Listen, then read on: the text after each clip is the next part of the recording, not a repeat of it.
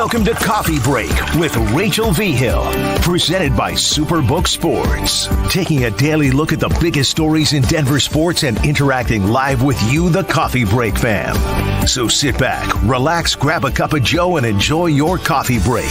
Here's your host, Rachel V. Hill. Good morning and happy Thursday, everybody. Welcome into Coffee Break. Rachel Carney, Rachel V. Hill hanging out with you for the next 20 minutes. This is our last pre-recorded episode, and I am stoked about it because I'm ready to get back to the live comments. But of course, the Rams are in town. Lots to talk about. But the biggest news I feel like coming out of Broncos right now is our very own Cecil Lammey saying on yesterday's 104.3 The Fan, Jonathan Taylor is being linked to the Broncos. The Miami Dolphins coming in number 1, and then the Broncos number 2 for most interest in the running back. I don't know how I feel about it. I'm kind of up in the air, but Richie Carney, what about you? Linked strongly. I mean, if you're the number 2 team, right? This isn't just like, they're flirting. I don't know how I feel about it either. I think that on one hand, and you correct me if I'm wrong, they were interested in Dalvin Cook. We remember that. They're very interested, according to Cecil, in Jonathan Taylor. That doesn't seem to show a ton of confidence in the running backs they have now, which would include Javonte Williams, right? So this is why it doesn't make sense to me. And I'm a little like, okay, we know they wanted to add like a little bit more of a quote unquote powerhouse, but I feel like for all the positions, running back right now is where I'm like, they have the most stacked, right? Like McLaughlin looks fantastic. He's been kind of this like camp darling, I believe, as you've called him. Javonte, Samaje Perine. I'm like, okay, why bring in Jonathan Taylor when there's other areas that the Broncos just don't have quite the depth? I agree with you. I think that I'm back and forth on whether or not I would call the room super strong or stacked. But I will say you've got identifiable pieces there. All of them are going to have pluses and minuses and question marks and things like that. But I don't know that room is in such despair that I would be willing to pay an asking price in a trade of what it looks like Jonathan Taylor may command. And it's like an interesting paradox from like a buyer's perspective, because it's funny, and this happens a lot, it feels like, but like the Colts have basically made the stance they're not going to pay Jonathan Taylor. Yep. And it's caused this kind of holdout, this ugly scenario where now he's able to request a trade, but then they're going to turn around and say like, oh, well, if you want him, you're going to have to pay. It's like, you didn't pay. So why am I going to go out of my way? You know, it's just one of those things. Jonathan Taylor is a fantastic running back. He's a beast. And so it's hard to sit there and be like, don't go after him. But I just think that there are other areas that the Broncos should look at maybe before the running back. And here's the thing too. It's not like everyone's looking at the Broncos saying, oh, they're going to win the Super Bowl this year. So that's like, let's get the last final piece we need. No, they're nowhere close to that. Okay, everybody, they're not going to win the Super Bowl this year. We're going to be really lucky if they're even going to make the playoffs, in my personal opinion. So I think pass on Jonathan Taylor. I can't believe I'm saying that. That kind of makes me I agree. Little... Listen, Jonathan Taylor was the top running back in the league inside the last 3 years. I mean, he's clearly one of the premier talents at that position, but because of the relative expendability at that position, you're talking about a team that you just traded multiple first-round picks and second-round picks to get Russell Wilson. You did it again for Sean Payton. It's like, if you're going to get, I don't think they're going to get a first-round pick. I feel like that's just like always the asking price that you start with. But even if it was a second or a high third-round pick, I don't know that I'm willing to give that up again just when the cupboards, at some point you have to keep the cupboard stocked, right, for the draft. For sure. So I think I'm out. I know, I am too, and that's crazy to say. But yeah, I just don't think, again, if the Broncos were a Super Bowl team and they were missing just a few pieces, I'm all for going all in because your championship window can be so small, but the Broncos just aren't there. The other big name that's recently just been popping up a ton, Trey Lance, because obviously he's not being named the backup for the Broncos. Whoo, Trey Lance. They obviously are paying Jarrett Stidham, so Sean Payton really likes Jarrett Stidham. Does Trey Lance make sense for the Broncos? I say yes. What about you? Tell me why. Tell me why you say yes. I am saying yes because I think that he has a far greater ceiling than I think Jarrett Stidham does. Now, I know you're probably not wrong. Thank you. I appreciate that. I think he has a greater ceiling. And I think a lot of what happened with the 49ers was almost a mental game.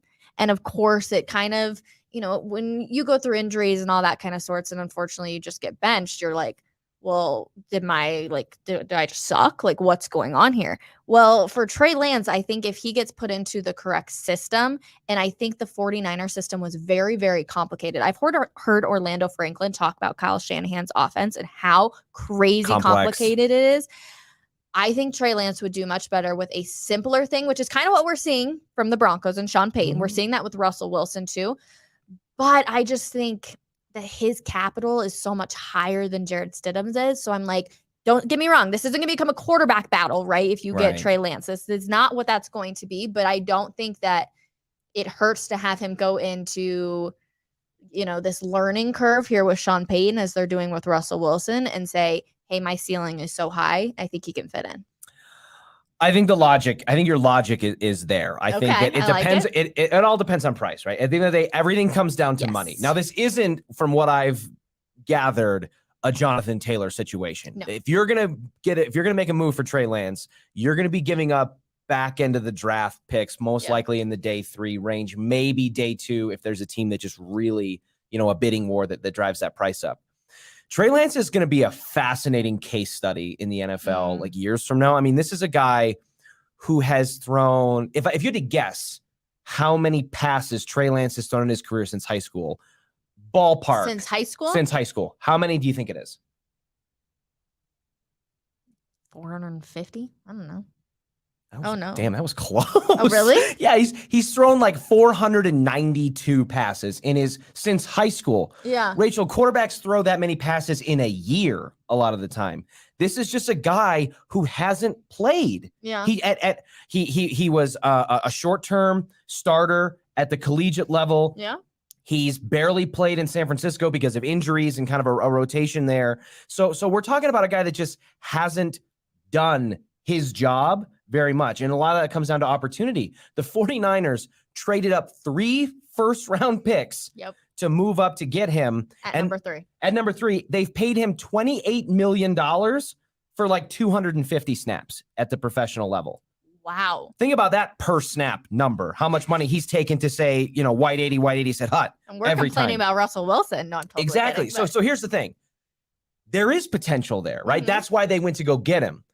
But then you start to look at the other side of the coin. Kyle Shanahan, who I consider to be one of the brightest offensive minds in the NFL, who I wish had been our head coach here for a time, he couldn't find a way to maximize it. And it's not all because of injury there. He couldn't find a way to do it. I believe in Sean Payton. I think Sean Payton's a brilliant offensive mind. Yeah. But are we in a position to be fixers?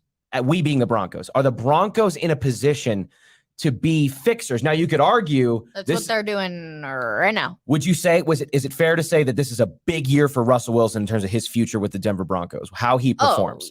Yes. Okay. 100%. So to your credit, make or break this year. To your credit, if there's a reasonable chance based on how things roll out that you could strongly consider moving on from Russell Wilson, Jared Stidham isn't sexy. That's not a plan I want to sell the future on. So you could sell me maybe for like a 6th or 7th round pick or a 5th round pick, maybe whatever, if we can bring in Trey Lance and then he provides some kind of hope or valve and Sean Payton's bought in on, hey, I can turn this guy into, and there's reasonable belief that he could do that. He said, Jameis Winston, he turned Jameis Winston from a 30-30, touchdown interception guy to going 5-0 during an injury stretch while Drew Brees was hurt.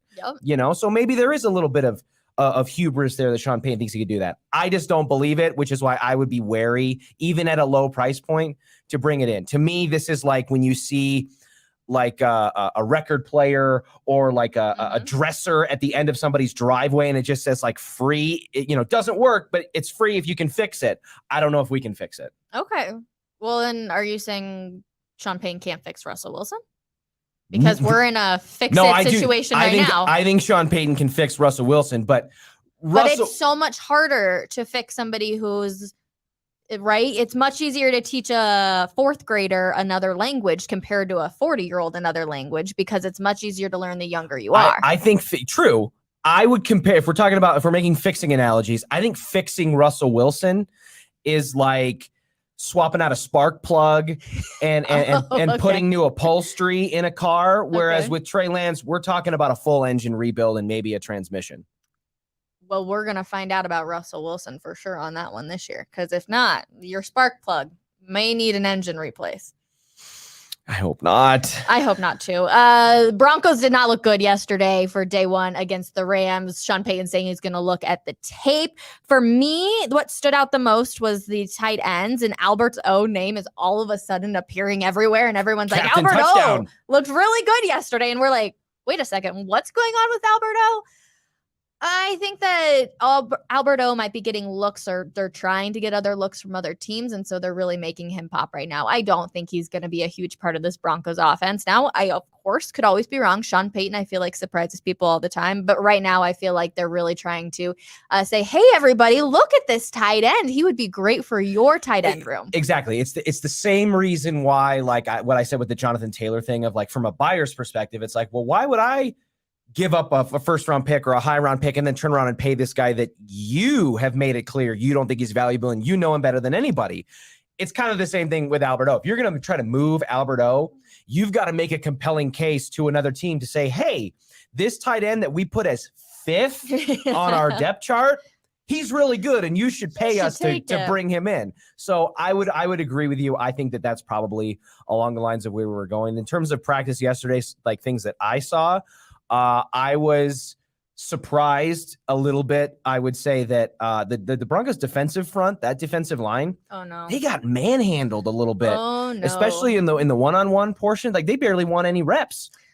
I am scared, and I've been telling people this is like a waterfall effect, right? We've been watching the defensive line destroy the offensive line the entire training camp. And so you're like, all right, the offensive line is going to be bad. When you see the good part of that 50-50 get destroyed, you're like, well, one, our offensive line is absolutely terrible. And two, the fact that the defensive line is getting destroyed, and against a team that's not going to win, like the Rams aren't going to win the Super Bowl. They may not be the worst team in the NFL, but I don't think they're going to win the Super Bowl. That's not good either. Yeah, no, and I don't want to make that sound like, hey, maybe we were too hard on the offensive line, because they got pushed around too. Ben Powers interiorly, the tackles, we saw some similar problems. It wasn't an overwhelming amount of laundry on the field in terms of holds and false starts, but it was enough to be like, okay, so it's not an aberration what we've been seeing in camp in terms of the penalties. Here's my thing with the penalties. Sean Payton, why did you not have officials out there every single day? I'm sorry, you have to pay for them to be out there. Yeah, I was going to say that's why. That's why, because you get a certain amount of days and then you have to pay for the rest, and they just didn't. You have the Walmart family who owns you. Just pay for the officials. You want to complain about false starts and everything else? Well, your eye's not going to be fantastic. Have an official out there who's going to actually do it and be able to call it. That's what's going to help you further down on the season. Game 1, game 2, game 3, having the officials that have been calling it from day 1. Now, I'll say this. I agree with you, because at the end of the day, when you feel like money is of no object, when that's not going to be a barrier that gets in your way. And I feel like that's how we treat the Walton Penner ownership. It's like we're playing with their money, right? It's like Monopoly. I shop at Walmart, so I can play with I'm a big Walmart shopper. Walmart over Target nowadays, ladies and gentlemen. Wow. I know. We're going to have to circle back to that. I don't know about that, but I think that it's fair to say that. Now, I will say, when Sean Payton and this coaching staff look back at the film, they're going to be able to see these penalties, and they're going to be able to, even if it's not called in that moment, they're going to be able to look back on it and say like, hey, we clearly jumped off sides here. Like, we can't do that, and kind of spot coach it and correct there. What hits you more if you are, let's just say, I don't know, a kid in gym, okay? You're all of a sudden running the 100-yard dash and you go off sides and someone calls you out right then and there and they're like, oh my gosh, you went off sides. Is that going to stick in your mind? Or when you're watching the tape and you're like, oh, well, I still had a decent play here. Well, that play would never have happened if it was a real game.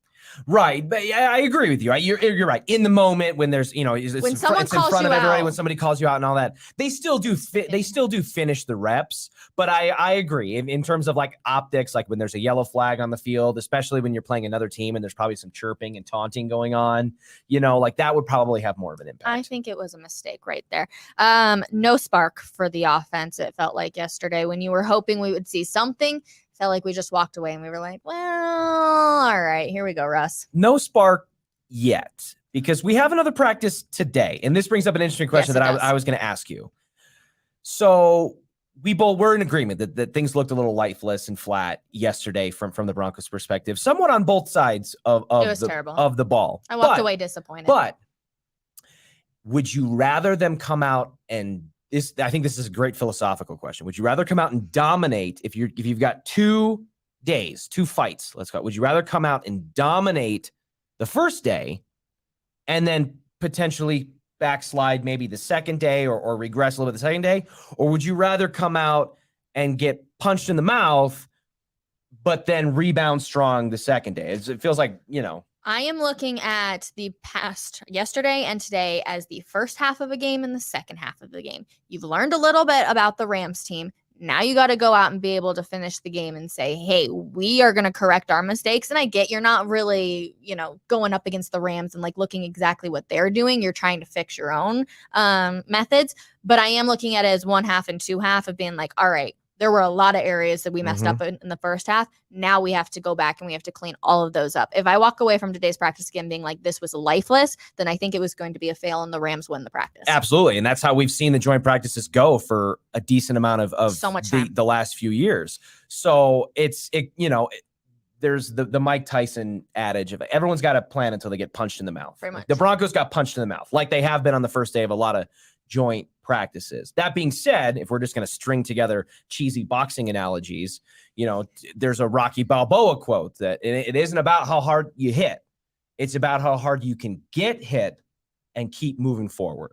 So if you're talking about an analogy for this regular season, like, hey, the guys that they're going up against, even in the preseason and in joint practices, those guys get paid to play in the NFL as well. So the Broncos aren't going to come out and dominate every game. Yep. Even the best teams, the Chiefs.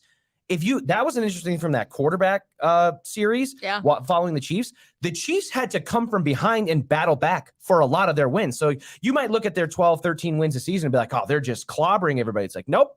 They have to come back. They were down in the Super Bowl by double digits at halftime. I know. You know what I'm saying? So it's a first half and a second half. I wasn't encouraged by the way that they started, but I will be very encouraged if they come out today and they respond strongly. It doesn't absolve or forgive some of the mistakes and the tone of the first day, but it helps. See, my thing is Sean Payton is now the head coach of this Denver Broncos team. I expect a major fight back. Of course, we'll be back tomorrow morning, 10:30 a.m. to wrap up the final training camp. It's officially going to be over after today. We'll be back tomorrow morning to chat all about it and see if there's any latest news with Jonathan Taylor and Trey Lance and see if those names keep appearing. Definitely check us out after practice today, too. We'll be doing a nice little wrap up right back here. And we'll see you guys tomorrow morning. Have a wonderful Thursday, everybody. Get back to work.